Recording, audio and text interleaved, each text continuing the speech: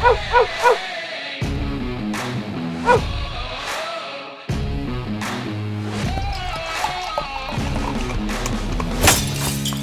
to another edition of the Dogger Pass podcast. This for Noche UFC. I'm Fall Shaughnessy. Producer Megan's on the sticks. Cody Saftic, loser of 2 shoey bets, is on the line. This card should have been in Mexico, Cody, but I saw it on Contender Series last night. You did very well. So I actually tailed. I tailed the top 3 lines, only the winners, because the book that I was trying to parlay at had already, by the time I got home from work, had already closed the first fight. So it was good. It was nice. Thanks for the money. Yeah, well, that's the game that we work in, man. You have a good week, you have a bad week. The main thing is you don't get too down on yourself and you just try to come back better. So Contender Series has been wonky as hell. I mean, it's been definitely a tough season, but last night was a positive result. So now we go into what I think is actually a pretty decent card. A lot of favorites. Who's going to shit in the apple pie? Not sure, but hopefully we can figure that out together. But yeah, again, it's just about dusting it off. Unfortunately, you can't dust off a 2 shoey bet, so maybe I was forcing underdogs. I don't know. Lane was no good, first and foremost. I wouldn't say he's no good. It's just, it's a heavyweight fight. It's a heavyweight fight. He got cold cocked and got dropped. So at no point was I ever in that one. And then Blood Diamond's terrible. And like, for the record, like, a couple points. Blood Diamond's takedown defense may have looked better. And Charlie Radke was god awful. And like, so you're right on some points, but the result is still wrong. The wrong result, right? So Blood Diamond loses, which he did. And it is what it is. And like, no credit taken because we both pushed out and took Israel Adesanya. But dude, we made so many good points about Sean Strickland and why you can hedge out at the end of the night and why this is live dog money and why the odds are off. But we both pick Adesanya. So one of those weeks that it's like coulda, shoulda, woulda. But you only really feel that when you're drinking, alcohol out of a shoe. That's when you really feel the coulda, shoulda, woulda. Are you drinking 2 tall boys? Is that what I'm seeing right now? It's like a slender can. So even though it's like taller than a regular can, okay. Yeah, right. I'm not going to try to cheat the public. I wasn't really hoping to do this today, but yeah, bet's a bet. So you can fill the void for me, buddy. Yep. I'll do what I'm supposed to do, which is this episode of the Dogger Pass podcast, and all episodes of the Dogger Pass podcast are brought to you by Prize Picks. Use promo code DOP when making a new account to get a match up to $100 on your first deposit. I mean, you just crushed that kid. And that boot, brings some honor back to this game that I've obviously, I'm cheating the system these days. And yeah, I mean, I thought it was kind of weird last week that you were taking I'm usually the guy donking away money on underdogs, but you stepped up and had those 2 plays, and I was just like, who am I?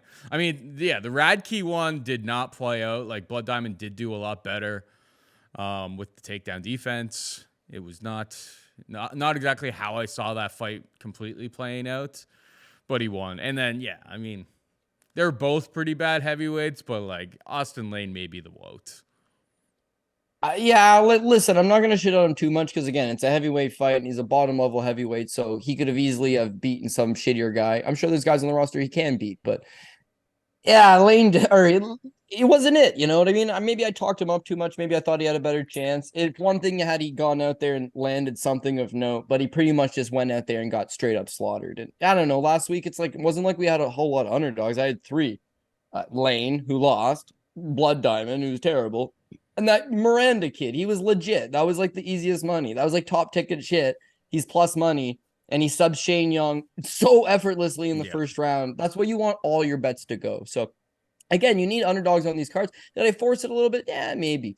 But one thing I noticed, like when I do check Twitter, when I do check comments, when I do check stuff, it's like people are really heavy on like, man, the name of the show is Dogger Pass, and you're not taking any dogs. So, like, did that play a factor? Probably not. Those are dogs I legitimately like. And there's a couple underdogs on this card I like. But guys, listen, it's a 11, 12, 13 fight cards. Like, you're going to agree with most of the favorites. So we do our best to the pick sometimes doesn't reflect the winning pick. So again, can't dull too much on it. Well, I got slaughtered last week. Just wasn't a good week. So Contender Series, good. Sure. 5-fight card. Let's go crush an 11-fight card and have a real good time. Yeah, and a double shoot here. Yeah. So I profited last week. It was mostly on the back of Gabriel Miranda, who I had to win inside the distance, to win in round 1, and I had his money line as well. And then I played Strickland after round 3. He was like plus 250 in the live betting market. And I'm like, well, he's up 2-1, and Adesanya doesn't seem to have an answer for his jab. So it worked out for me. I profited. I wasn't exactly like, becoming a millionaire, but wasn't exactly drinking out of a dirty boot either. So it worked out pretty good all the way around. What a hero. What a hero. Now, don't make me laugh while I'm double shooting, Paul. That's funny. Yeah, drinking out of a dirty boot. I did it to myself. People who come to this show for the dog or pass here, it's just like, this is really tough sledding because like there are a lot of big favorites on this card, and it's like the underdogs. You know me, I love betting underdogs. It's like these are not the guys and girls that like I feel great about putting money behind, to be perfectly honest. I have one bet made right now. I have another one that I'm considering, strong consideration as an underdog. And then I guess we'll see here. I'm going to be in Ontario, so kind of out of range for a lot of the sports books that I am able to use. Come hang out with me. I'll give you some free rolls. Nice. I mean, I will be around Saturday. Maybe we should get together and watch the fights together. I'd be down, brother. All right, buddy. Well, I know your number. Well, I'll reach out. But let's get into the main event here. To make some money. Let's try to make some money. All right, main event. We've got Valentina Shevchenko taking on Alexa Grasso. It's the rematch. Shevchenko is a minus 160 favorite. Grasso can be had for plus 140. I kind of struggle with this one. It's like, obviously Shevchenko was like a minus 1,000 favorite last time out, and we saw during that fight that it's like those odds were completely off the rails wrong. Like the fight played out a lot closer. Obviously Grasso gets the 4th round submission. That is what it is. But it's like even the rounds leading up to it, it's like Grasso was able to land some strikes. Like, after round 1, that sit minus 800, 900, whatever. It was like minus 300 plus 200, right? It's like immediately you saw like, okay, this is a little bit closer. And Shevchenko's, I kind of think she's on the decline. I'm going to pull like a card of a Cody Saftic card here. She's 35 years old. We've seen her in a whole bunch of like, great fights over the years. She's been the dominant champion of this weight class for so long. But, that's like back-to-back fights now where it's like she's looked gettable, right? At 125 pounds. Tyler Santos, super close fight against her. And you got Grasso, who was able to pull off the dub. I think this line is a lot more accurate. I think Valentina could secure some takedowns, but then do you run the risk of, maybe Grasso's grappling is a little bit better than yours at this point in your career? Do you just hang out at range, use your speed? I don't know. I think it's a very, very close fight. I'm going to side ever so slightly with the underdog. I'm not sure if I'm going to bet it, though. I would really love Grasso at this price if the fight was in Mexico. But we're in Vegas, where I'm not expecting, any sort of like massive extra crowd reaction for Grasso or any greasy type of decisions. But I'll side with the champ ever so reluctantly. What about you? Yeah, I'm going to agree. Like, I'm kind of flippy-floppy on this main event. It could go both ways. Sure, it's going to be a competitive fight, but it's like the more you look into it, the more you think about it, the more you analyze it. Yeah, it's more of a pick'em, and because of that, I'll probably go with that plus 140 on Grasso as well. She's got a lot of good things going for her, namely the 5-year age difference, no doubt about it. Valentina Shevchenko was at one point the 125 GOAT. She's the best. She's the best of the best. In fact, most fight fans keep clamoring for the idea of a third fight between her and Amanda Nunes. She almost beat Amanda Nunes back in the day. They want to see a third fight. They want to see her go up. Nobody's talking about that anymore. I think the public sees that she's starting to have some regression, that she's starting to slow down a little bit. And the Taylor Santos fight is a great example. Actually, 2 fights before that against Jennifer Maia is a better example. She lost the first round to Jennifer Maia. What? What contender does that? But she got tripped up, got taken down, couldn't get off her back, lost the first round, comes back and wins. Sure, but it's against someone who's probably not even in the top 10 at this point. Then you go to the Taylor Santos fight. A lot of people scored it for Taylor Santos. It's a close fight. They both get takedowns. They both land strikes. She looks very vulnerable in that fight and seems to just ever so slightly edge out that decision. I thought she won. She gets the decision.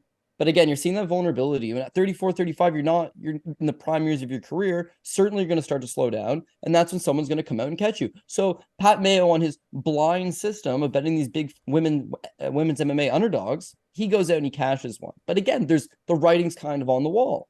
So it's not like she just got caught in that fight. Let's run it back. It was a mistake. Grasso did a lot of good work. She won the first round. She was outstriking Valentina Shevchenko. Rounds 2 and 3, she gets taken down. When she gets taken down, she's getting controlled. And kudos to Valentina. She lands some decent ground and pound in those exchanges as well. The fourth round, the tide starts to turn again. Valentina looks tired. She looks a little bit slow. Grasso's fresh. She's landing good strikes. And a super ill-advised spinning back kick is what leads to Grasso getting the fight to the ground, grabs the face crank, taps her out. But again, it was almost like the momentum was building for Grasso. It's a 5-round fight. She was coming on. She was landing well. Who thought that she was going to go out there and outstrike Valentina Shevchenko? But she was. Who thought that with her one moment of top game, she'd be able to submit Valentina Shevchenko? But she did. So she's 30. It's not exactly like she's a super young prospect, but this is a fighter that was coming from a boxing background, that was a little bit green around the ears, that has consistently gotten better over time. So you kind of do want to roll with her. With how many times, I think it's 90% of the time, when a younger challenger defeats the older UFC champion and they run it back immediately, the older UFC champion doesn't typically win. 90% of the time they lose because it's like a passing of the torch. The division needs some new blood. Grasso seems to be that. Now, as I talk myself into the Grasso bet, and that will be the bet, Valentina is doing some excellent work in that first fight. She probably can get the takedowns over Grasso, just like she did in the first one. Her top control is pretty solid. She had been up. You mentioned a great point. She's minus 1,000 to start the fight. After the first round, she's minus 300. After the third round, she's minus 1,000 again because she's up 2-1 and everything looks like it's going in her favor. It's, to me, she tired out. And so 6 months later, did you suddenly fix that? Possibly. And it's not in Mexico. It's in Vegas. That'll be a lot friendlier to her.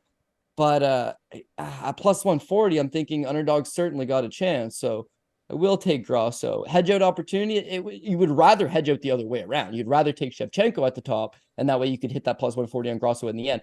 The pick is Grasso, so I'm just not going to play this fight at the top. Maybe have Grasso on I don't know, the 4th or 5th. There's only, 11 fights on the card. So yeah, it won't be all the way at the bottom, but hopefully it'll be near the bottom. I mean, close fight, good fight. You can see both of them winning. I'm kind of falling into the trap of playing the number, but Grasso has a lot of merit to her and she's got the number. Therefore, that is the play. Anything on Prize Picks? 3 takedowns for Valentina Shevchenko is the line there. I think she can totally get to it, but will she want to get to it? It's kind of one of those situations where it's like, I'm not so confident that she's going to want to go back to the mat where she was vulnerable, I guess, last time. Obviously, if you take her down, hang out and guard, win rounds that way, I mean, it seems pretty doable. 90.5 significant strikes. I mean, she got to 87. That seems very, very doable, particularly if this goes 5 rounds and nobody gets a finish this time, which is, favored to happen. I like that. To be honest with you, though, the fight 90. goes a distance. Yeah, the fight goes the distance is like minus 135. And again, I'm sure Valentina is going to come prepared and have her cardio in check and her grappling in check. Does Grasso submitted her again? Probably not. Does any of them knock each other out? No, I don't think so. So I would think the only one thing I will disagree with you is I do think Valentina uses the takedowns. It's not like she got a takedown and then got submitted while she was sitting in guard or anything like that. She threw a stupid spinning back kick and got her back taken, right? Without that, her most success in the fight came from getting the takedowns, setting up shop on top, not taking a whole lot of risks. She's getting outstruck, which I think will happen again here. And offensively, if Grasso ends up on top, it's a problem.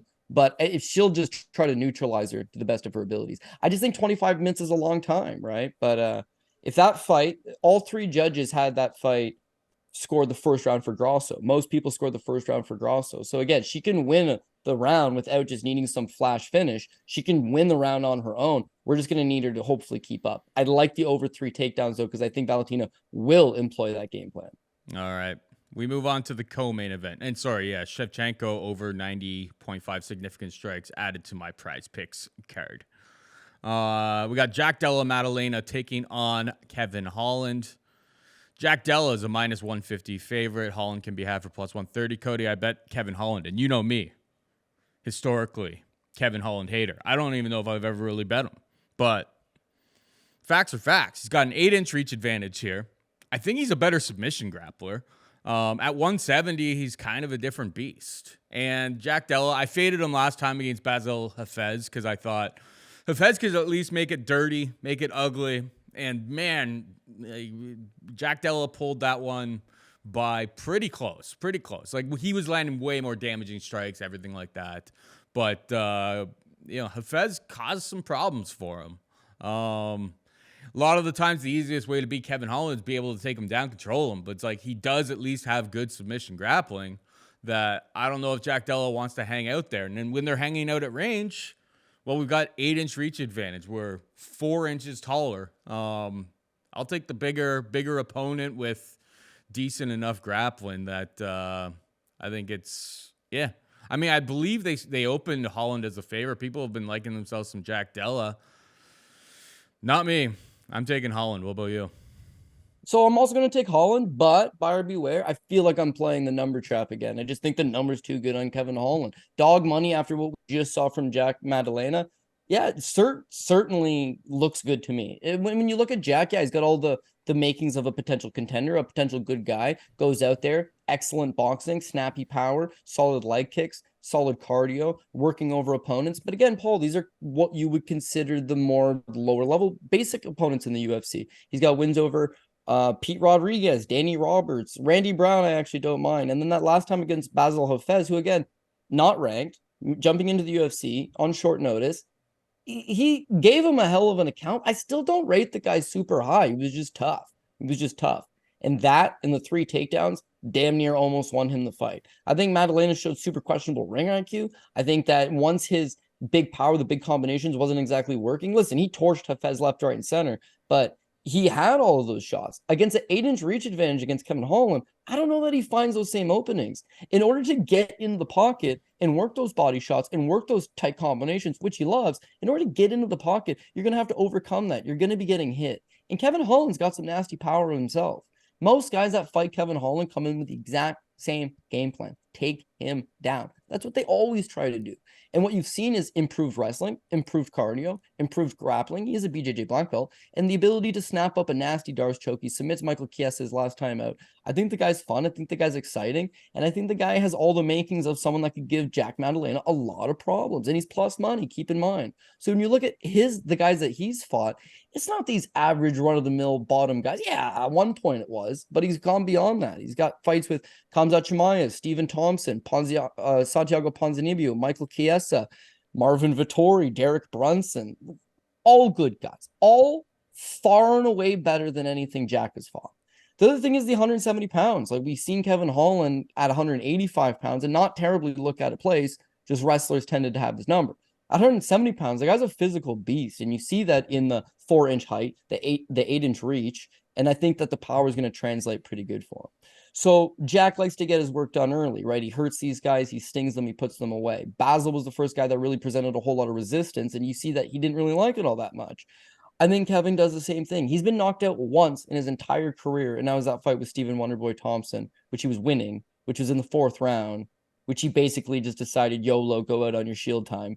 So the guy's durable, man. And if he takes Jack shots, makes them work, he's going to have problems. If he can get this fight to the ground, which is not a Kevin Holland thing, but if he could trip him up, catch a kick, who knows, end up on top, I think he'd do some solid work. If he needs to fight him for 15 minutes, Jack's going to have plenty of opportunities to try to use superior volume. But I just feel like that quirkiness, the reach advantage, all the things that we talked about will give him enough problems. So I think Kevin Holland is live. And I do consider this a dog or pass type situation. I either want no action on it because I think both guys have a shot at winning, or I'm going to take that underdog shot because he's got the better value. Kevin Holland's got the better value. So I think he can win. He's got the price. So again, we're gonna lock in a second underdog here. Alignment on the first 2 fights. This is scary, Cody. All right, moving on. Might not be good, Paul. Might not be good. Yeah, maybe we're falling into the same traps. All right, moving on down. We've got Raul Rosas Jr. taking on Terrence Mitchell. Jay Leno's son is minus 800. Terrence can be had for plus 550. We're kind of into the point, like most of the rest of this card is like terrifying to me because it's like you have enormously chalked favorites, but like their opponents are like some of the worst fighters like in their respective divisions that like, and like guys that I didn't even know were like still on the roster, like Alex Reyes, who we'll talk about a little bit later on. I think Rosas, I mean, the kid's chin is built to take punishment. And it seems like Terrence Mitchell, he's like, you know, he's got to get you out of there in the first round. Alaska FC guy. Raul Rosas, yeah, that Jay Leno chin of his looks like it is built for damage. He took obviously a ton of damage in his first professional defeat. It seems like a setup fight, doesn't it, Cody? Like, he'll be able to get the takedowns here. He'll be able to find the finish. But at minus 800, it's like there really is no meat on the bone. Do I want to rush out to go bet Terrence Mitchell? No, I think he's going to get absolutely squashed. I think he's going to get it taken down immediately and potentially subbed very, very, very quickly. But all of those props are super, super gassed up. I mean, I'll pick Raul Rosas, but I don't know how to approach this from a betting perspective. What's your take here? Yeah, I think minus 750, even though it's minus 750, is like very generous. Like he probably should be a minus 1300, minus 1400. By the time this fight gets to fight time, it's going to be minus 1000. And I would think you approach it from the Rosas inside the distance, under 1.5. I think he has his way with Terrence Mitchell. Mitchell 100% is being brought in for one reason only, and that's to get this super young kid that they've got an investment in financially back on track. Otherwise, Mitchell doesn't really have a whole lot going for him. 33 years old, been around the block a long time, but it was the Alaska FC block. Like, dude's 10-2 in Alaska FC and 2-0 in Alaska Combat Entertainment, which I can only assume is the same thing. Outside of that, he's had absolutely no success. Now, he was on The Ultimate Fighter. He fought Kai Kara-France in the first round. Unlucky bid. Kai Kara-France knocked him out in 30 seconds. He was completely out of place. He shouldn't have been on there. He lasted 30 seconds. Yeah, to a future contender, but all the same, a really bad look. So it goes back to Alaska. Doesn't even compete all that much. Mostly sitting on the couch. And all of a sudden, the phone rings. We got a job for you. You're going to come in, you're going to fight Cameron Simon. So Cameron Simon, again, not the biggest bantamweight. And a guy that's green himself. He's got nasty offense, but he's still figuring it out.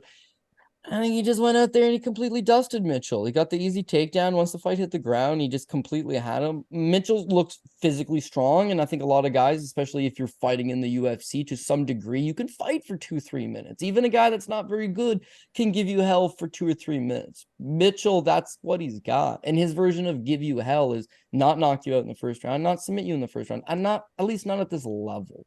When you look at Rosas Jr., it's a little bit of like a case of too much too soon. Like, the kid is an uber prospect. He looks super legitimate. All of his wins are by first, early second round finish. He's a potent finisher against lower level guys. Wins on the Contender Series against that Mando Gutierrez, a natural flyweight. Looked okay in that fight. Like, honestly, gave up a lot of bad positions, seemingly got tired, had to settle for a unanimous decision, which is something that he doesn't usually see the judges' scorecards. So obviously he is still a work in progress. But the UFC sees fit that they're going to bring him in. So a win over Jay Perrin, okay. Looked good in the fight against Jay Perrin. Smoked him right away. First round rear naked choke. The Jay Perrins of the world, he could probably get away with that. Christian Rodriguez, myself included, I think we thought Rosas is the legitimate real deal. He will be good. But man, Christian Rodriguez, it's just like, it's another top prospect. It's another solid prospect. And he's young too. I think he's only like 23 years old maybe, but that 4 years of development and maturity is huge. And when Rosas gets to 24, 25, 26, I think he's going to be legit. So if you're the UFC, you can't cut this kid, right? Every organization will scoop him up off you. You're going to have to build him back, but he's still so young. You got to build him back properly. And bringing in a guy like Mitchell, this is just the absolute perfect thing for him because the takedowns are going to be there all day long, right? He's got a big bantamweight taking on a guy that's not going to fight for bantamweight for much longer. He'll go to featherweight at some point. He's big. He's giant, right? Against Mitchell, a guy that used to fight at 125, and again, didn't have a whole lot of success when he steps up.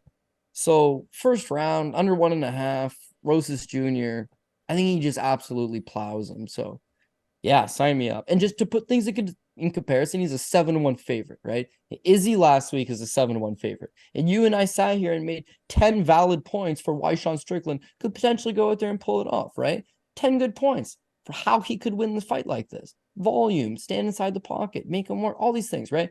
Mitchell has zero. I literally see zero things going for him. Zero.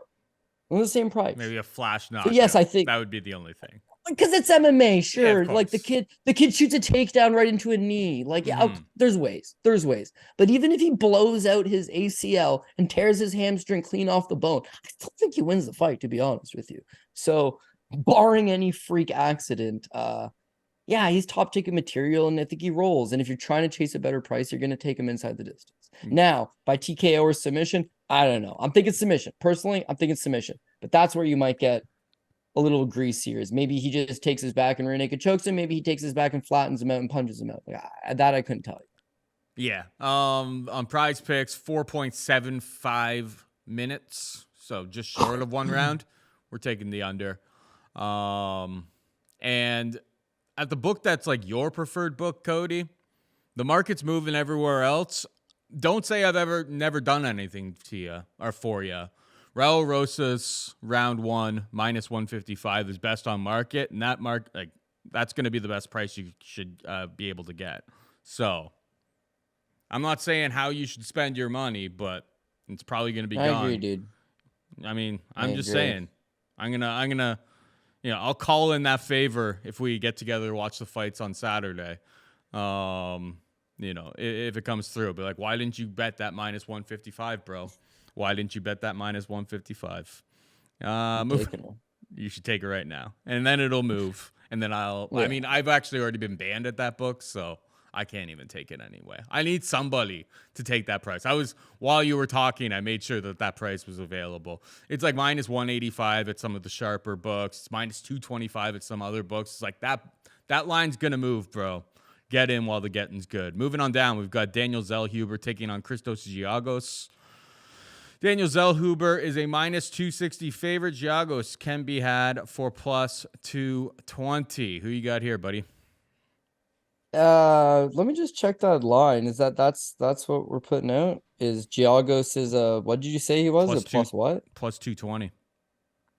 Giagos plus 220. Yeah. I mean, listen, this is a good fight. I think it's something that you're gonna want to bet live for sure. So Giagos is a machine. Absolute machine, and he's a super physical guy, 33 years old, sure, but he's at Kill Cliff FC right now, training with some of the best guys, and physically, if you see him, like, I don't know, he's probably still in his prime. He's definitely pushing it. Thing is that he's never had good cardio. He's more of a front runner, right? American muscle car, big engine, big power early, doesn't really get the gas in the tank. If you look at most of his fights, they're generally going to be these first round, second round finishes. The ones that get extended, like his fight with Carlton Minus, bro, he's fighting an Alaskan MC guy that has zero chance of winning. And in the third round, he's just so dead dog tired that he allows this guy to somehow fight his way back in. He's up 2 at the time, so it didn't matter. But you see that his cardio is massively limited. Now, early on, not even early on, just, 4 or 5 fights back, the guy's an absolute takedown machine. He's scoring 4, 5, 6 takedowns per fight. It's that they gave him a classy step up in competition. See, against Sean Soriano, 3. Against Carlton Minus, 5. Against Jakar Close, 2. Against Damir Hadzovic, 6. Against Mizu Harada, 5. He's got solid wrestling. Those guys would be considered non-wrestlers, but that's his general path. And then they move him up to Thiago Moises, Armin Sarukian, and those guys you're probably not going to take down. Now, Rick Glenn, his last time out, I think the plan would have been take this guy down and muscle him up, but he didn't even need to. He just nasty hook, blast Rick Glenn, who's got pretty decent durability, and knocks him out. So Giagos is an animal, and he's a powerhouse, but generally for one round. And so a guy at plus 220, he's dangerous because he probably does go out there and, I think he probably wins the first round. Daniel Zellhuber is one of these guys that's probably going to be a decent prospect a little bit down the road, but at 24 years old, he's not polished in the slightest bit. Loses his UFC debut to Trey Ogden. super bad look, but he got outworked by Trey Ogden in the second or third round. He got out-volumed by Trey Ogden with simple just leg kicks from the outside, and he got taken down by Trey Ogden. None of this bodes well against a guy like Giagos, who's much faster, much more athletic, and has a better wrestling game. So I could see Giagos maybe just landing a couple big shots early, maybe rattling the kid early, maybe getting a takedown early. And I think as the fight progresses and gets to the second or third round, Giagos is running on fumes. Zellhuber probably works his way back into it. But like the pre-line flop on here, this kind of plus like favorite status minus 260 on Zellhuber, I don't really like it, dude. I don't really like it. I'd rather get a better live market price on it. But because this is a pregame pick show, I gotta have somebody pregame, then I am gonna take Zellhuber. I think he wins down the stretch, but it'll be greasy early. Yeah, so the bet that I had made before we started the show was Kevin Holland. The bet that I've had circled and have been considering, I've been watching the market, trying to grab the top of the market, grab the best price that I can get, is Christos Giagos. I don't really quite understand. He's obviously, he got submitted against Thiago Moises, but that's a top 10, top 15 guy in the world.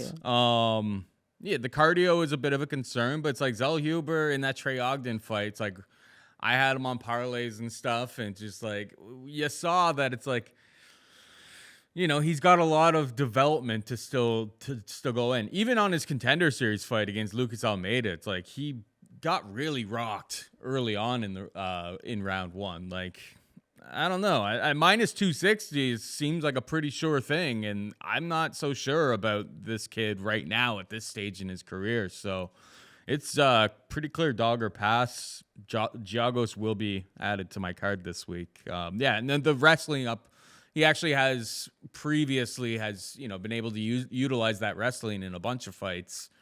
He may be able to utilize it here, and we'll see a little bit more wrinkles to Daniel Zellhuber's ground game from those exchanges. So yeah, I think Giagos is a very, very live dog on this card. Moving on down, we've got Fernando Padilla taking on Kyle Nelson. Minus 240 Padilla, plus 210 for Nelson. Your thoughts?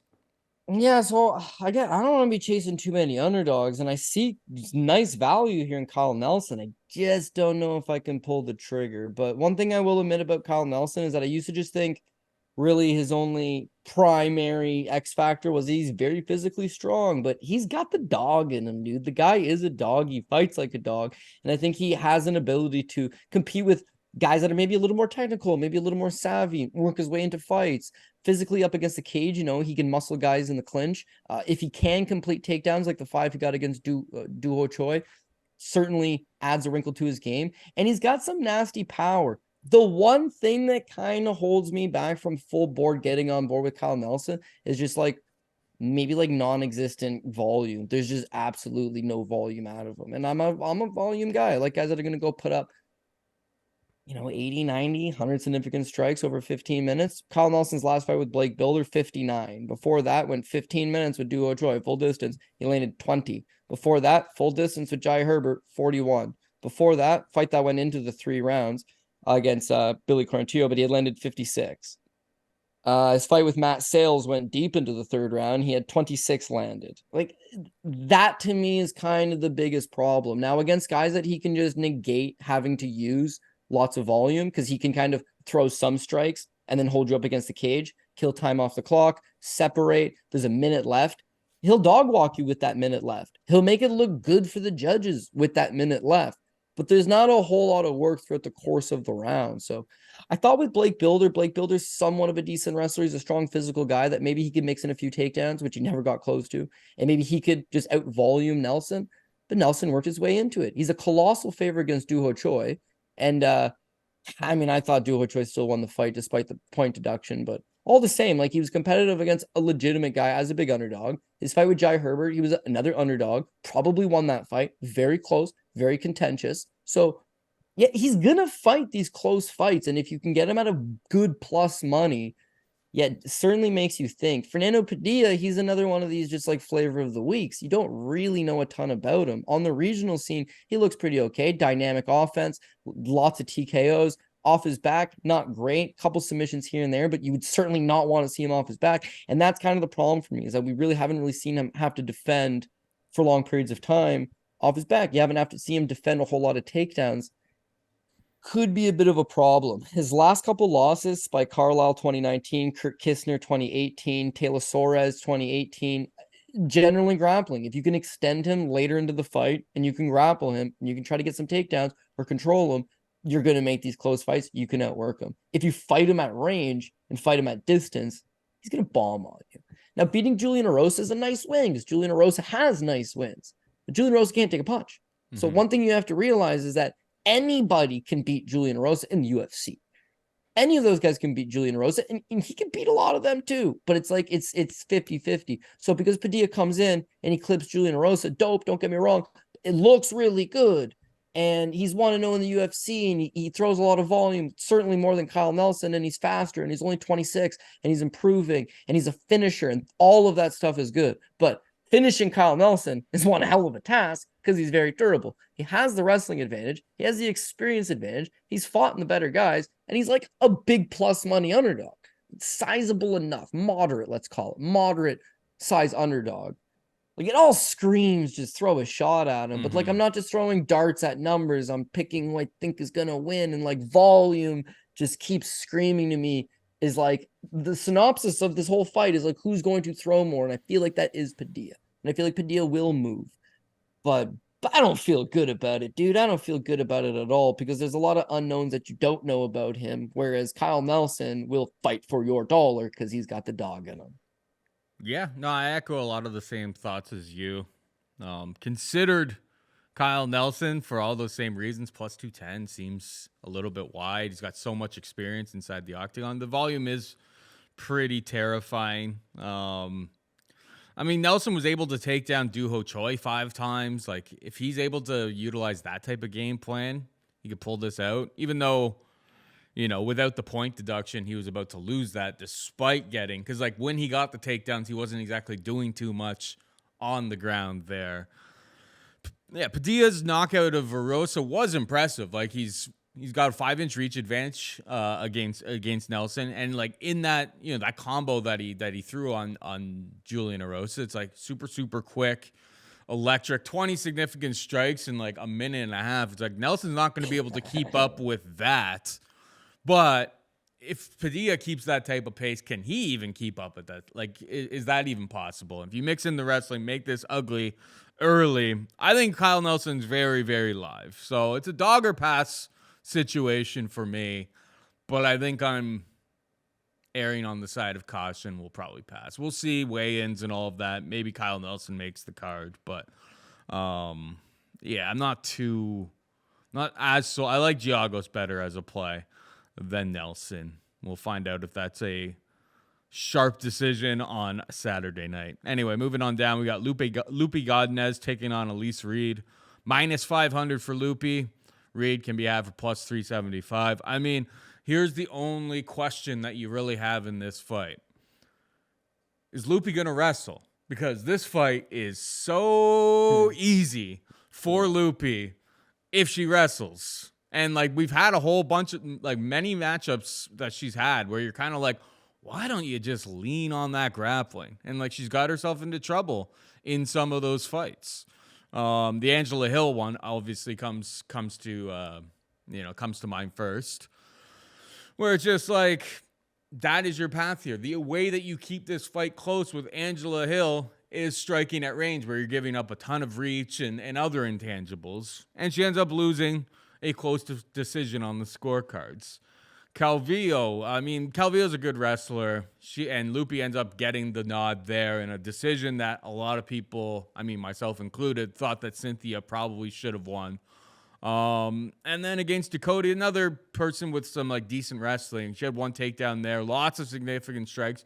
There's no doubt in my mind Loopy can win this fight literally everywhere. But she could probably take Elise Reed down in the first round and sub her if she wants to stick to that game plan. And with Loopy, you just don't know if she's going to go in there with the best game plan, or if she's trying to build her skill set out, which is very possible. You know, put herself in these types of positions. But it's like, this is a massive step down in competition for Loopy. Should kind of just be a walkover. Like, if she gets this fight to the mat, I can see a first round sub being very, very live here. So Loopy is clearly the pick. It's just, how do I approach it from a props perspective? What about you?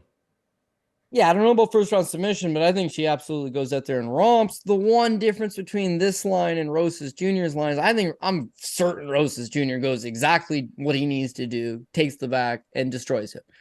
Loopy, I don't know if she does it, man. And that in itself is definitely a little bit worrisome. If this was a video game and you're playing as your character, Elise Reed, and I got Loopy to Godinez, I could beat you 10 out of 10 times because I can just press the button that triggers her to shoot a takedown and this thing's over. In real life, not that easy. Not that easy. She's got to figure it out herself. And she kind of does make things harder on herself. There's been some instances where it's like Silvana Juarez Gomez. Why would you really want to stand with her when you could just take her down? And she did. She took her down 5 times. The Loma Luke Bume fight. Why would you really want to stand with her? Why don't you take her down? And she did. Takes her down a pile of times. There's just other instances where it's like the takedown's not like Luana Carolina. The takedown's not working, right? The body lock is not working. She's like 5 inches taller than you. Obviously, you can't offset her balance. Just like separate and strike a little bit. Nah, won't do it. The Jessica Panay fight. You've got her absolutely outgunned on the feet. And why are you initiating these clinches? Why are you giving her a chance? So it's not even just like the fights that she's supposed to wrestle. You brought up Angela Hill. Like there's certain fights where it's like you should wrestle this fight, and she doesn't. And then there's certain fights where it's like you should strike this fight, but she also doesn't. Inability to like read the ebbs and flow of the fight is again a little bit worrisome. But this particular instance, I think she could win the fight even if she makes all of the bad calls. Like if she decides to strike, I think she wins. The simple fact that she's a lot bigger, stronger, more physical than Elise Reed, she's going to largely be fighting her, causing her to fight off her back foot. Elise Reed is a counter striker. She does like that, but she's more of a one shot, one and done kind of fighter. She likes the one right hand. She likes the one jab. She likes the one kick. Maybe she'll throw a 1-2 here and there, but she's not throwing volume. She's not throwing combination, especially not in the pocket when someone's walking you down. She could try to El Matador her for 15 minutes on the outside, run to the outside, chip and shot, chip shot, chip shot. But Godinez is going to cut off the ring. Godinez is going to land the volume. Emily Ducote, I actually do rank fairly highly. She's got legitimate wrestling. She's a Brazilian Jiu-Jitsu black belt, and she's got some sharp boxing in the pocket. Godinez had a iffy third round, but through the first 2, man, she was just outclassing her very soundly. Again, she's big for the weight class. She's very solid, good durability. I think 6 of her last 7 UFC fights have all gone the distance, so the cardio checks out. And if she chooses to just strike with Elise Reed the whole time, which would be a bad call, I think she could win. If she just decides to shoot a couple takedowns, or at least just takedowns with a minute left, sure, strike with her for 4 minutes, have some fun out there. The minute left. Well, that's all I ask. That's all I ask. 45 seconds for all I care. Just get the takedown late and just seal the deal so there's no funny business. Because, like you said, maybe it's a first round submission, maybe it's a second round submission, but Godinez tends to just beat on you for the 15 minutes. So I could see that happening as well. And for Elise Reed, she struggled giving up 3 takedowns to Jinyu Frey, a natural 105-pounder that gets away with fighting at 115.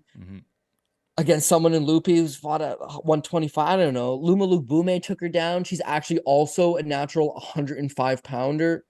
Melissa Martinez, who is very ill-equipped to be making a UFC debut, came in with just strictly kickboxing credentials. Also took her down 1 time. Sam Hughes looked like Jordan Burroughs. Took her down 4 times very effortlessly. So all of those people I would rate lower than Lupita Godinez in the wrestling department. So like, why would you not just take the path of least resistance here? So I agree. I don't like putting 3 picks at the top. I don't. I did it last week, and, well, you saw what happened, right? Israel Adesanya lost. I could have hedged that thing out pretty nicely, but Jack Jenkins broke his arm, so it just wasn't meant to be. This card, if I was to put Rosas Jr. at the top, because I love him, and I was to put Lupita Godinez also at the top, because I think she can win however the fight takes place, it still gets me nothing. I still need that better pick to juice it up. And now I need 3 picks at the top. So don't be surprised if Lupita probably ends up on the second line. Women's MMA top line, bad call. And also, I can't get any value out of that minus 500. But I do think she wins however the fight takes place. There's like one book that has like plus 375 on the Loopy by sub. I think that's a very good number. Plus 375. Plus 375. Other places have it at like plus 190. If you have access to that book, I think that's a definitely in play type of thing. Because Elise Reed should be able, like, even if Loopy doesn't finish the submission, it's just like if she fights this fight very, very smart, it's like she's going to have her in position to get that submission a bunch. Whether she actually goes for it or does ground and pound, I mean, that's why we're gambling on fights. They're not just giving money away, but very, very live to me. Moving on down, we've got Roman Kopylov taking on Josh Fremd. Minus 405 for Kopylov, plus 310 for Fremd. I mean, Kopylov's a guy who's like really, really grown on me in terms of, when he first kind of cracked in, wasn't the most impressive, against Karl Roberson, looked a little bit green. Duraev, same type of thing, low volume, yada, yada, yada. The last 3 fights, we're kind of seeing, everything kind of come together for him. Now, the striking is super, super, super on point. He's very, very powerful, very, very technical. Fremd has been knocked out a whole bunch of times in the past. The thing that I'm struggling on the most here is like minus 405 is a wild, wild number. And it's continuing to grow. It's like minus 330 earlier. People love themselves from Kopylov. I can't really poke any holes in it. I'm not a big Fremd guy by any stretch of the imagination, but there's not very much meat on the bone, I wouldn't say at this point. So Kopylov will be the pick, but I won't be betting it. What about you? Yeah. Kopylov's definitely the pick. I will be betting it, but just how much exposure do you really want on it? I think you can make this look easy and look like $1 million. There's also a couple red flags here and there that we'll discuss. But yeah, man, Kopylov, he's the real deal. He's the real deal in the sense that, remember Kadis Ibragimov? Kadis Ibragimov, similar to Kopylov, they both signed in the UFC. They're 7-0. And they both suck awful out the gate. Kadis lost 4 straight, got cut. Kopylov lost 2 straight. They just look like frauds. Kadis, for the records, won 7 straight on the regional scene. I don't know what that guy's deal is, but drug testing, I don't know. Just when he fights in North America, he's not the same guy. Kopylov could have been that. Could have got cut. Could have went home. He could have quit. He could have packed it in. But he started to shore up some of his deficiencies. And he's not super young. He's not some uber young prospect. I think he's 32 years old. But he's legitimate, man. He's got I think it's hand-to-hand combat. He's like a master sport in hand-to-hand combat in Russia. The guy's very versatile. He's got nasty striking. He moves exceptionally well. Cardio, I don't think is great. But at the same time, he knows how to dig deep when he needs to, and he knows how to uncork those shots. Wrestling has kind of been his biggest thing. Nasty chin on him. He could take one hell of a punch. If you've seen the way the guy's nose shaped, there's no bridge. The bridge of his nose is gone. It's been obliterated. But he can take one hell of a shot. And even his last fight with Claudio Ribeiro, you saw that. He dominates him for the first 4 minutes, and then he got cold cocked by a guy that's pretty much got nothing other than very, very heavy hands. Took it. He's rocked. He's wobbled. He starts the second round. He immediately puts Ribeiro away. So I think he can overcome some adversity. He's durable. Cardio, again, a little bit spotty, but it's mainly been his takedown defense is kind of what's been holding him back. When you look at those early losses that he suffered, he's just getting taken down. He's getting control. He's got no way out of it. But the thing is, right, he goes ahead and says, well, where's the best place to learn wrestling? And it happens to be Dagestan. And this guy, he's Russian. So what does he do? He moves to Dagestan. He's been wrestling with these Dagestani wrestlers for the past couple camps. And I really think now that's why you're seeing the best of him. The takedown defense has largely improved. He can keep these fights upright. That's also, one, it's given him the ability to not lose fights strictly on, I can just take this guy down and control him. It's given him a little bit of an edge. But 2, it gives him more confidence in his own striking. He can throw combinations. He can allow himself to throw those high kicks again, throw those body kicks, because he knows if something gets caught, I can defend it. So, that plus it's probably keeping him in shape. I like what I see out of him. Now, really the Pueleano-Soriano fight was like his coming out party. He absolutely bombed him. Second round, his cardio looks crisp. He stuffed all the takedowns. Takedown defense looks solid. Cardio looks solid. Volume looks solid. Power looks solid. Soriano previously never been stopped. Had a good chin. And Kopylov just puts him right away. Ribeiro, his last time out, he looked like $1 million for 90% of the fight. But he did get rocked. It looked like he was a tad bit tired, but we'll never know because he got the fight done and out of there early in the second round. So lost to like about Kopylov. Just a guy with cardio and a little bit of wrestling could present him problems. And Josh Fremd does have cardio, does have a little bit of wrestling. Just don't think it's enough. So Fremd, he wrestled at Slippery Rock University, I think. I think it's a D2 program. All the same, despite having a college wrestling background and a high school wrestling background, he really hasn't translated over to MMA. He's an okay wrestler, but you've seen the Alex Hernandez fight, or the Anthony Hernandez fight, 8 takedowns given up. Against Trajan Gore, he gave up 3 takedowns. I think it's Jamie Pickett his last time out. he got taken down twice. So that's not going to cut it. And whereas Roman Kopylov used to get taken down, guys, just like this, not going to happen anymore because he's built up that base. So if Fremd can't rely on that, he needs to rely on the cardio and pushing the pace and trying to just out volume him. But he's at a disadvantage when striking. And if he hangs out at range, he's just going to get chopped up. He can fight this fight strictly in the clinch and make it as boring as possible. Just spam clinch control, and that is it. Maybe he can win like that, but judges are starting to wise up to that stuff in 2023. They prefer with damage, and I think Kopylov will just land more damaging blows. The last thing I got to say is Josh Fremd fought Jamie Pickett, who represents the bottom of the barrel, and won a decision over him in a fight that he looked not very good, very flat, very rigid, a decline from his previous performances in the UFC. At least the Gore fight he lost, but he won the first round before he got caught in a nasty power guillotine in the second. Small mistake.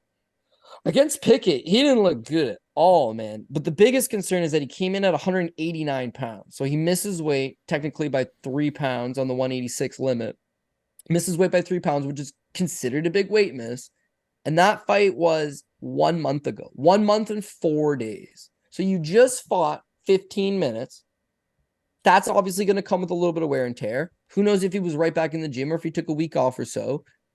And he missed weight. So that's hard on the body. It was a bad weight cut a month ago. And you missed weight. And then have to proceed to fight a man in a steel cage for 15 minutes the very next day after a botched weight cut, which is terrible for the body.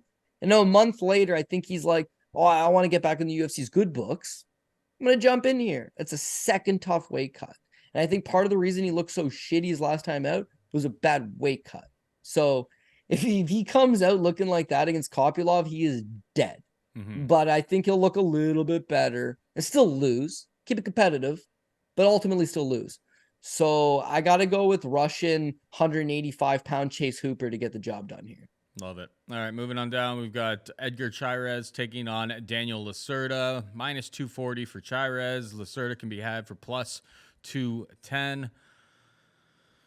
Rumor has it, Cody, that when Sam Alvey retired, he told Lacerda where the bodies were buried. Loser of 4 fights in the UFC. And, I mean, in fairness to him, he's incredibly entertaining. He's a kill or die trying kind of guy. And, I mean, he's 0-4 in the UFC, so he's been killed every single time. Chairez, on the other hand, went in massive underdog against Tyra. Spent a lot of time on his back, but, like, at the end of that fight, people were kind of looking at it going, like, Tyra was a little bit exposed there. Chairez definitely held in tough. Now they're kind of throwing him a bone because I believe his original opponent, pulled out here, I believe. Yeah. Oh, he was supposed to take on that Felipe Dos Santos, I guess. Right? Yeah, it's a short notice replacement for no, I think that fight with Felipe Dos Santos was canceled on UFC. It was a contender series fight. Okay. And then Chairez just signed straight. So Santos got moved to the card this past weekend. That kid looked really good, even in a defeat. Tyra was moved to go, Chairez was moved to take on Tyra. Mm-hmm. So that's how it all played out. So, yeah, I mean, I feel like because he did well against Tyra, they're throwing him a bone here, giving Lacerda, who, you know, UFC loves guys who are going to give you very, very entertaining fights, and that's exactly what Lacerda does. Here's the struggle I have with Lacerda. It's a 125-pound fight. You need to be able to go. You need to be able to go the full 15 minutes. And this kid, when he doesn't kill you, seems like the cardio falls off a damn cliff, it seems like. Grappling isn't really all in place. Probably on the Chairez side, it's probably a better live betting opportunity. It's like Lacerda's going to come out. He's going to come out super, super hot, as he always does. And you may get a better price on Chairez, who I think is durable, tough, and has a pretty well-rounded skill set. Chairez is the pick for me, but I feel like in the live betting markets, you're going to get a better number than the minus 240 because Lacerda's going to come and try to take off his head in the first 5 minutes until he does.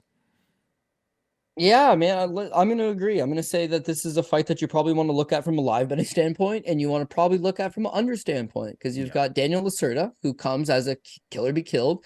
And in the UFC, he hasn't been doing any killing whatsoever. It's mostly been him being killed, but at least he's willing to go out there and throw down. Chairez, listen, he's got he's Mexican. He's got 5 pro losses. Would it surprise you to know that he's never been knocked out? He's durable, man. So like Lacerda's best weapon is to just swing on a guy and just bomb on him. And again, I think I'm going to agree with your point that Edgar Chairez is durable enough to probably take those early exchanges, take some early damage if need be, and then eventually work his way back into it. For the record, both of them have shitty cardio. Neither of these guys have good cardio. The difference is Lacerda, he'll go for it right off the get-go and fight everything he has for 3 to 4, maybe 5 minutes at the most, and then just fade off and die. Whereas Chairez, he paces himself a lot better. He's more of a veteran type guy. He's more of a, you'll watch his fights, right? There's just lulls in action where maybe he'll put some offense on for a couple minutes at a time and then kind of lay back. I would be ever so slightly super degenerate, super greasy. I would be like ever so slightly interested in maybe like a Lacerda by submission, because back on the Brazilian regional scene, he actually does have a decent submission game. I can see him throwing something up, and where Chairez hasn't been knocked out, it has been submitted a bunch of times. So like that might be an angle I would be potentially interested in going with. But then you look at the fact that his last couple fights, Chairez, his last 2 losses, Clayton Carpenter by decision. Clayton Carpenter is a nasty grappler, very solid grappler. He lasted 15 minutes with him. Tatsuya Taira is an absolute nasty grappler. Not only did he go 15 minutes with him, he spent 14 of those minutes with him on his back. So it's like, yeah, man, the submission defense has come a long way. I think he's making improvements. I think he's rugged enough that he'll probably take that early damage and then just turn the tables. I don't love this pre-fight money line, but Daniel Lacerda generally doesn't lose. I don't know. I guess he caught by Figgy's bum brother, caught him in a knee bar in like a minute 17. Outside of that, Lacerda generally has a lot of success in the first 2-3 minutes. So if you have a book that offers like in round live wagering, maybe hit it around the 2-3 minute mark. If you have to wait between rounds, yeah, maybe hope that Lacerda just has a good round, maybe wins it, and that Chairez is still alive. And if he's still alive after that first, which I think he will be, he'll work his way back into it and eventually get this thing done. So inside the distance, I'm feeling an under 1.5, but I don't think I would bet the under 1.5. Just the fight doesn't go the distance, or an under 2.5, and then Chairez to win this fight. Yeah. It's a big if it gets out of the first round, just with the way that Lacerda, fights. Maybe he fights a little bit more conservative here, because losing 5 in a row may be very difficult to hold on to a roster spot. So he may be a little bit, but like it could be like a McKinney thing where it's just like when he went against what's his name again, Sadikov, where it's just like he tried to pace himself and it's just like, it doesn't matter if I pace myself, I can't fight in the second round. It could be kind of like one of those types of situations. I mean, Chairez round 2, what I see out on the market right now is plus 450. I don't hate that. I would definitely probably prefer to do that rather than the 1.5, under 1.5, which is juiced to like minus 220, minus 225. Yeah, like, I don't like super that. I could see it up. being late in the second. Like it's just Yeah. it's MMA. Drag it out, which is the way Chairez would win. Drag this guy out a little bit. So I agree. The only real question I have is that when you sign with the UFC, it's a 4-fight deal. That's standard. It's a standard 4-fight deal for $12,000 and $12,000. So he loses to Jeff Molina, who, for the record, is no longer with the promotion. Not as I guess it is his fault, but like not because of his skills or anything. And then Francisco Figueiredo, I believe, is no longer with the organization. Victor Altamirano, I don't mind, but he's like not in the top 15. And CJ Vergara is also not in the top 15. And it's like, how'd you do? Second round TKO, first round knee bar, first round TKO, second round TKO. That's the end of the 4-fight deal. So like, who re-signed him and was like, let's do some more fights? I don't know. So yeah, are they throwing Chairez a bone like we got this guy? Or are they trying to give Lacerda a winnable matchup? Because it's like, dude, sorry about that. I don't know. I really don't know what's going on. Don't love the line, but I think in like live betting would definitely be the best approach. Yeah. All right, moving on down. We've got Tracy Cortez taking on Jasmine Jasudavicius. Cortez is a minus 120 favorite. Jasmine can be had for Plus 100. Jasmine showing us some nice little wrestling last time. Against Miranda Maverick. Came through. Big underdog. Cortez, on the other hand, that's kind of her bread and butter. On Prize Picks, promo code DOP, I like Cortez to get over 1.5 takedowns. I know Jasmine has shown some solid wrestling in her own right, but I expect this fight to go 15 minutes. And anytime Tracy Cortez is in a fight, I expect her to kind of stick to that wrestling game plan. Maybe it doesn't work. Maybe she's not even able to get takedowns. She gives up a lot in reach and all of those other things. If she's not getting takedowns, she could win, I guess, a little bit like in a striking affair, an ugly striking affair. I think she's going to have a hard time if she's not able to secure at least 2 to 3 takedowns in this fight. So on Prize Picks, 1.5 takedowns to the over for Tracy Cortez. I like that. Otherwise, from a betting perspective, I'm kind of leaning towards the Canadian here in Jasmine, but I'm interested to hear what you have to say first.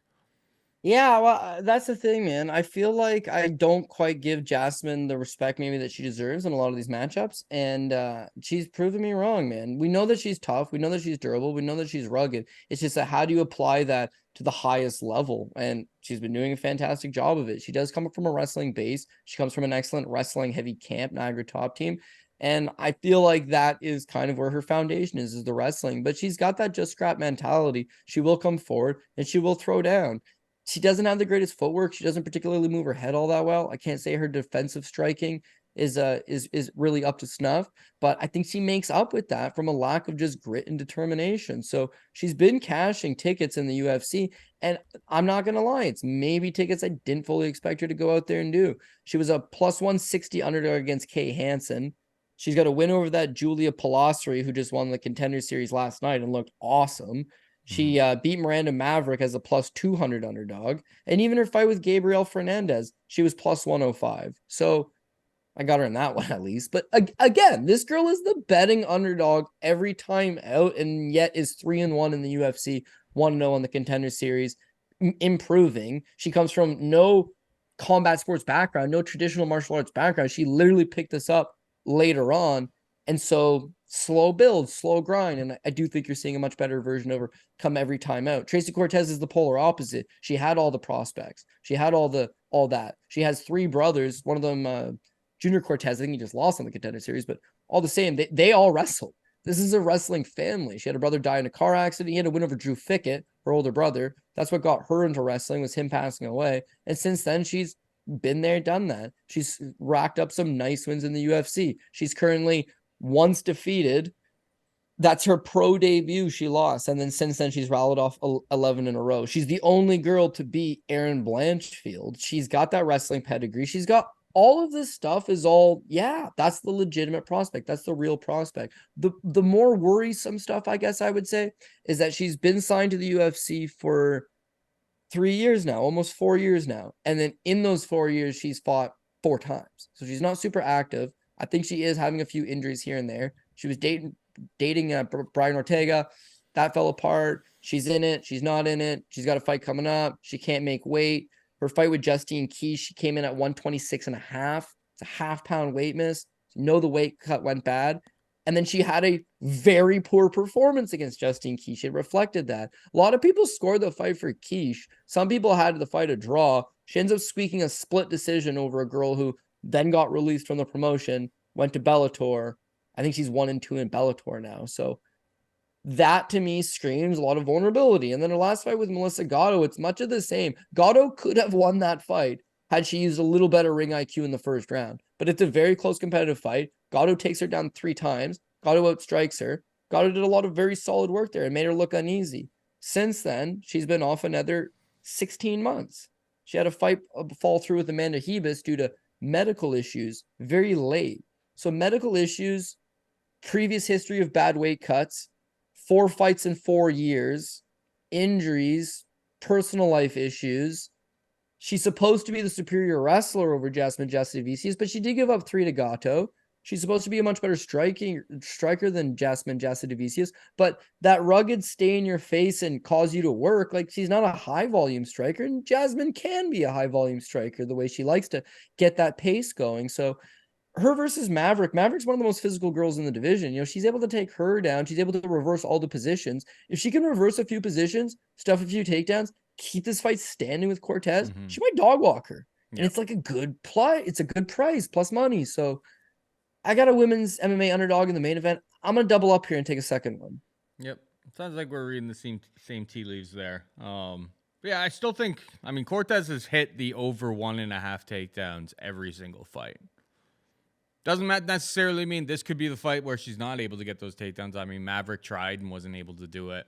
Definitely in play. But, like, you at least know that she's going to go out there and probably try to secure some takedowns. So, Jasmine is the pick from a betting perspective. Cortez over 1.5 takedowns on Prize Picks I like as well. Moving on down, we got Charlie Campbell taking on Alex Reyes. Campbell, a -500 favorite. Alex Reyes was never cut by the UFC, Cody. Like, I had to, like, double check. I'm like, what is going on here? Was this guy just, like, lurking in the weeds, taking advantage of, like, the medical expenses and stuff on the UFC roster? Guy's 36 years old. Has had 3 fights booked, 1 in 2018, 2 in 20. He was booked against your boy Trevor Peek. He was booked against Natan Levy. He hasn't fought in the UFC since 2017, where he got knocked out in 1 minute and 19 seconds against Platinum Mike Perry. Absurd. Who is this guy? How is he lurking in the weeds for 6 years on the UFC roster? Only fought 1 time in the UFC. How was, like, this guy just slipped through the cracks? They had no idea this guy was still around, and they're just like, wait a second. Like, they must have been doing some, like housekeeping from, like, a financial standpoint. And they're like, this guy's been leeching off of our, like, medical expenses for the last 6 years. What are we doing? Like, that's kind of how I feel like he's here. Like, I totally forgot about him. Obviously, he's a massive underdog. I have no idea what he's been up to. Does his fight against Mike Perry even care? Like, does it even matter 6 years later? Probably not. Tell me about Charlie Campbell. And is he warranted at -500? Yeah. I mean, I think Charlie Campbell is probably warranted to be the big favorite, but there's just the giant red flag is the 6-year absence. So I would strongly suggest that he's probably not made a whole lot of improvements in that time. But 6 years is such a long period of time that, like, it's almost impossible that he didn't make some improvements, right? To answer your question, why is this guy still on the roster? I got a couple theories. So he makes his UFC debut in 2017, okay? But he took that fight with Mike Perry on at least, I don't know, maybe 1 or 2 weeks notice, because he fought Gil Gerardo August 24th, and he debuted against Mike Perry September 16th. It's 3 weeks.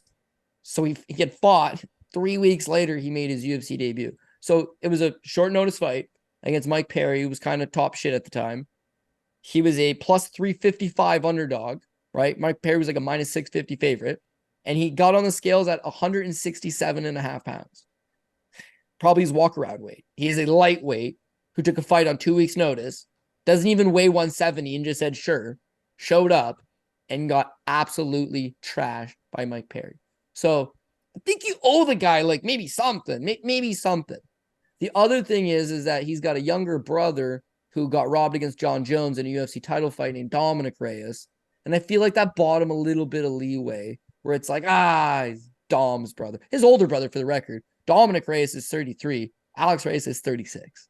And for the record, I'm a big horse guy, so when you look at pedigree, some horse families, they're fast at 3, they're fast at 2, they're fast at 3. Some horse families is like, yo, man, the whole family gets better at 6, 7, 8. It's an aged family. What I see from Dominic Reyes is he ain't aging gracefully, dog. He's 33. He is effectively done. I don't know that Alex Reyes, 36 years old, suddenly going to come back reinvented. And at least Dominic Reyes fights world-class guys at 205, but at 55, it's just not going well.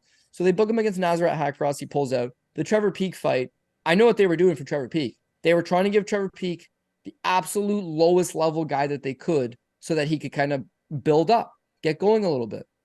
And Alex Reyes was the guy they chose because Trevor Peek, not like Mike Perry, but unlike Mike Perry, is just going to come forward and bruise you. And he would have done that to Reyes, and he probably would have knocked him out. Reyes pulls out of that fight. Now they've thrown him back in there against Charlie Campbell. Initially, Natan Levy, who's more of a grappler, does have some karate obviously in his back pocket, more of a grappler. Maybe something like that would have favored Reyes.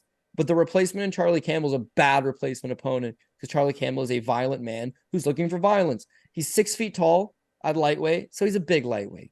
28 years old, again, still young enough that he's getting better. There's a lot to like about this guy. Again, another one of these guys, he is a finisher. He fought for Bellator. I think he's 2-0 for Bellator. He fought for CFFC. He's undefeated over there. He gets on the Contender Series against Chris Duncan. He's a slight favorite over Chris Duncan, who you see now in the UFC and actually doing pretty good for himself. And he looked good against Duncan, man. He's putting it on him. He's got Duncan a rock. And then he walks into a nasty right cross, dirty counter, puts him down. Duncan jumps on top of him. To me, that's not a bad loss. And he looked good against Duncan early. He's fast. He's agile. He's definitely an offensive dynamo. They booked him in a comeback fight against CFFC, whatever. Doesn't matter. He's got a 2-minute knockout. The only real worry to me is if this fight is to get extended. If this fight's to go to a second or third round, Charlie Campbell seemingly likes to get guys out of there early. And I don't know that his durability is great, but I think this is a perfect fight against Reyes, who has fought one time in the last 6 years. And he lasted like a minute 17. Mike Perry absolutely demolished him in a minute 17, and that was it. So Charlie Campbell, who again is an offensive threat, has good striking, has good speed, has good power. I think he just gets the early jump on him and he tries to put him out of there. So that's kind of the lean I'm going with. And Mike Perry's actually my boy. I really like this guy, but he knocks out Alex Reyes. His very next fight, he goes the distance with Santiago Ponzinibbio and loses. The very next fight, he went the distance with Max Griffin and he lost. The very next fight, he went the distance with Paul Felder. The very next fight, he got subbed by Donald Cerrone. The very next fight, he went decision with Alex Oliveira, then to decision with Vicente Luque, then knocked out by Jeff Neal, then to decision with Mickey Gall, then to decision with Tim Means, then to decision with Daniel Rodriguez. He knocked out Reyes in a minute 17. His next 7 wins and losses, I guess he got subbed by Cerrone in the mix, and knocked out by Jeff Neal. But what I'm saying is his wins, anyways, almost all decisions. Yeah, he can knock out guys in bare knuckle boxing now because it's bare knuckle boxing. But do you see what I'm getting at? Is like Reyes was a very bottom level guy 6 years ago when he was 30 years old and conceivably in the prime of his life. And now he's not. And I think Charlie Campbell's just going to put it on them. So this screams another under 1.5. This screams another Charlie Campbell inside the distance. I don't love the money lines. It's super wide, and like 6 years is a little bit scary, but I don't think it's 6 years in his favor. No, definitely not. Yeah, I quickly went through and looked at like his Instagram while we were talking there, and it sounds like he had like some sort of injury. They were recommended stem cells, and then the stem cells didn't take, and then he had an infection, and yada yada yada. So it's like that's why we've been on the shelf for this long. Obviously he's got a family and everything else like that, but it's a young man's game. And yeah, that much time off, who knows what the guy's been up to. Probably gets rolled pretty quick here. I mean, that's what all the lines and odds and everything would suggest about this fight, that Charlie Campbell absolutely rolls him up. But there is a bit of a question, like, you know, there is a little bit of doubt there. Maybe he comes out and, you know, finally his body's healed and all of that. But I don't know. It's a fight I'm avoiding, to be perfectly honest. And finally, another fight that I just can't really get to it. We got Josefine Knutsson taking on Marnic Man. Minus 750 for Knutsson, plus 550 for Man. Knutsson looked good on Contender Series. She looks like she got like a very, very well-rounded skill set.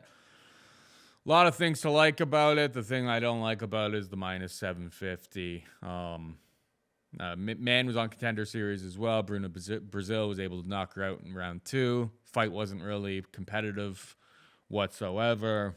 Knutsson looks like a decent little prospect in the making for this strawweight division. I think she wins. Does she win inside the distance? Does she win by decision? I'm not entirely sure.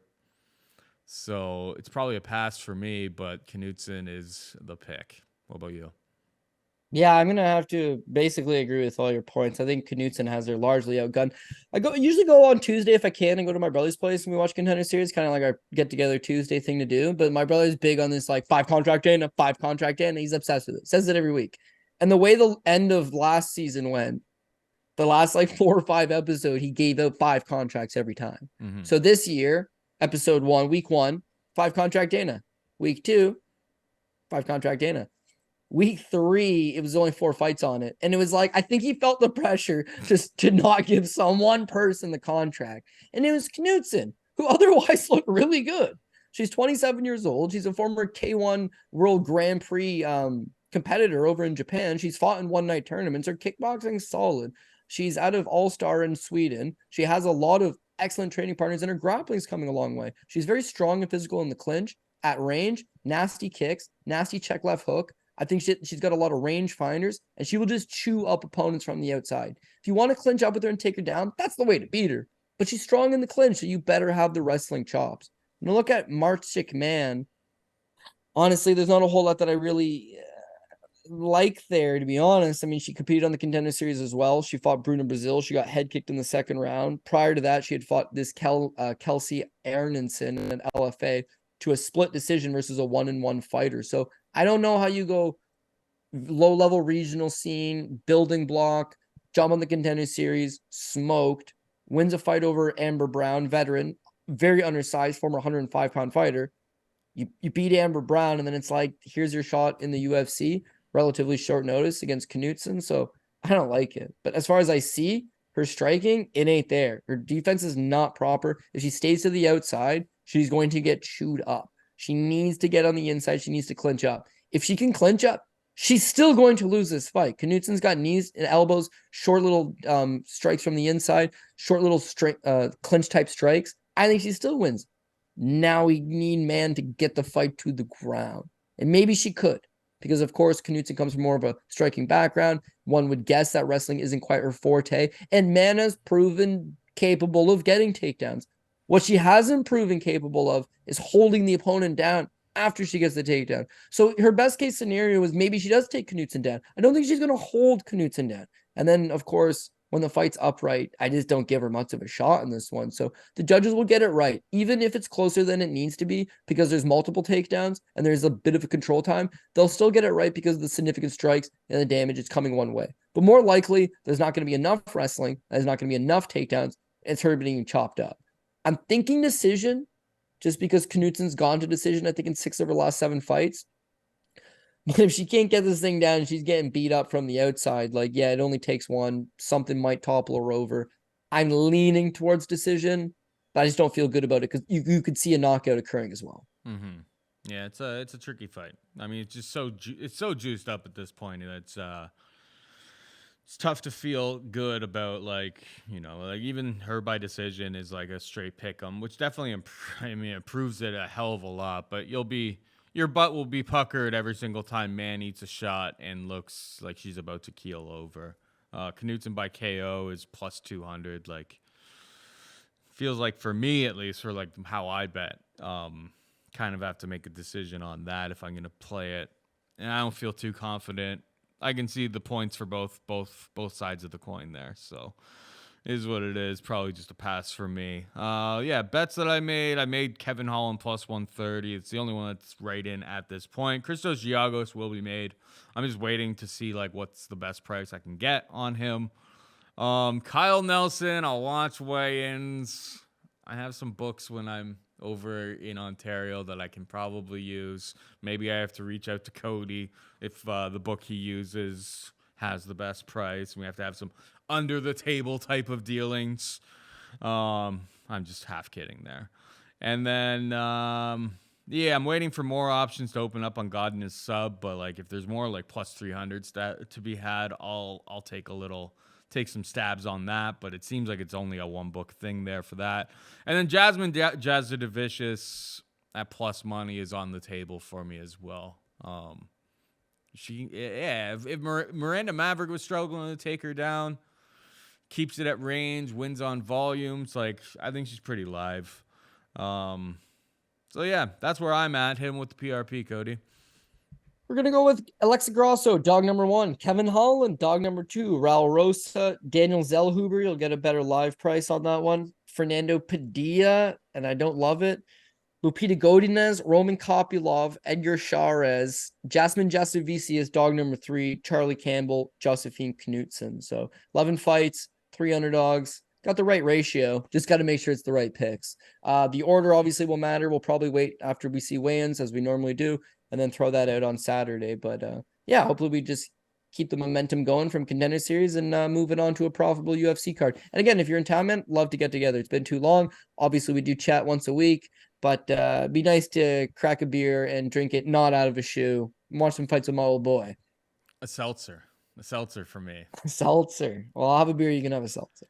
Fair enough. Yeah, I'll definitely try to hit you up on Saturday night. But that is it for us this week. Hope you enjoyed the show. For producer Megan and Cody Saftic, I'm Paul Shaughnessy saying goodbye and good luck.